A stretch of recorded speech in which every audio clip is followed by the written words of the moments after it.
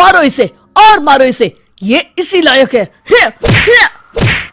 अरे मारो यार। सरपंच जी, कालिया को चोरी करते हुए हम सब ने रंगे हाथ पकड़ा है। अब इसे गांव से बाहर निकाल देने में ही हम सबकी भलाई है।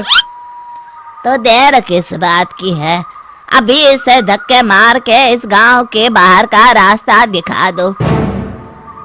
अरे सरपंच ऐसा मत करिए, मुझे एक मौका और दीजिए, मैं दोबारा कभी चोरी नहीं करूंगा।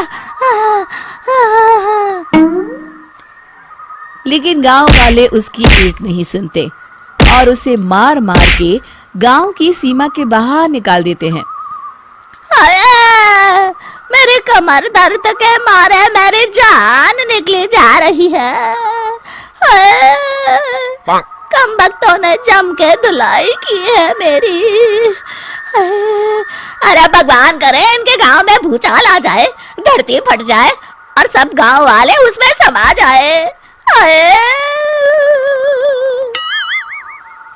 चलते चलते कालिया जंगल में पहुंच जाता है। उसे वहां एक प्रयोगशाला दिखाई देती है। अरे इस जंगल में ये अजीब सा दिखने वाला घर किसने बनाया है, चल कर देखना पड़ेगा। कालिया प्रयोगशाला के पास चला जाता है। दो वैज्ञानिक प्रयोगशाला में बातें कर रहे होते हैं। बधाई हो डॉक्टर चमन, आखिरकार हम दोनों ने मिलकर एक ऐसी घड़ी का आविष्कार कर लिया है जिसे पहनकर कोई भी इंसान गायब हो सकता है। हाँ हाँ, तुमने बिल्कुल सही कहा डॉक्टर जर्माटो। अब कल सुबह ही हम इस जंगल से निकल जाएंगे, लेकिन उससे पहले आज रात के खाने का बंदोबस्त करते हैं। हाँ हाँ, मुझे तो बड़ी जोरों से भूख लगी है, चलो चलते हैं। दोनों वैज्ञानिक वहां से चले जाते हैं। उनके जाते ही कालिया प्रयोगशाला में दाखिल होता है। अच्छा तो ये बात है। कालिया बड़े से कांच के अंदर रखी घड़ी को बाहर निकाल लेता है और अपनी कलाई पर बांध लेता है। फिर घड़ी में लगा बटन दबा देता है। कालिया को एक जोरदार झटका लगता है। कालिया अपने आप को आईने में देखता है तो उसका पूरा शरीर पूरी तरह से गायब हो चुका होता है। अब तो जो चाहे वो कर सकता हूँ। सबसे पहले मैं उन सभी को सबक सिखाऊंगा। गांव वालों, मैं आ रहा हूँ।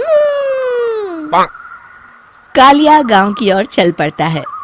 थोड़ी देर के बाद दोनों वैज्ञानिक वहां आते हैं। अरे ये क्या, लगता है कोई हमारी घड़ी चुरा कर ले गया है। ये देखो पैरों के निशान। अब क्या होगा, अगर वो घड़ी किसी गलत हाथों में पड़ गई तो अनर्थ हो जाएगा।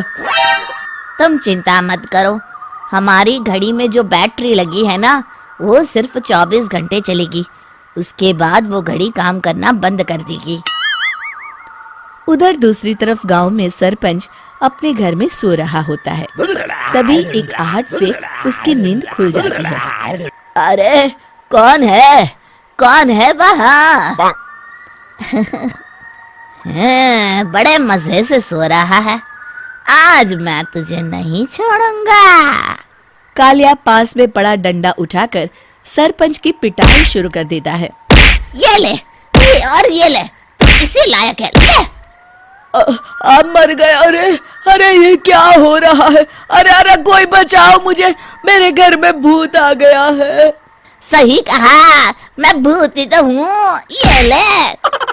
अरे भूत जी, मैंने आपका क्या बिगाड़ा है, मुझे छोड़ दीजिए। आपको क्या चाहिए? तेरे घर में जितना भी पैसा है ना, मुझे ला कर दे दे, तब मैं तुझे छोड़ दूंगा और यहाँ से चला जाऊंगा। सरपंच अपनी तिजोरी से पैसे निकालकर एक बड़े कपड़े में बांधकर जमीन पर रख देता है और कालिया वो सारा पैसा लेकर वहां से चला जाता है। दूसरी तरफ जमींदार गांव के चौराहे पर खड़ा कुछ लोगों से बात कर रहा होता है। इस कमीने जमींदार ने भी मुझे बहुत पीटा था, इससे भी बदला लेना तो बनता है। हाँ? जमींदार अचानक अपने आप को चांटे मारने लगता है। अरे भाई ये क्या हो रहा है? जमींदार साहब अब ठीक तो है ना? अरे मुझे नहीं पता भाई।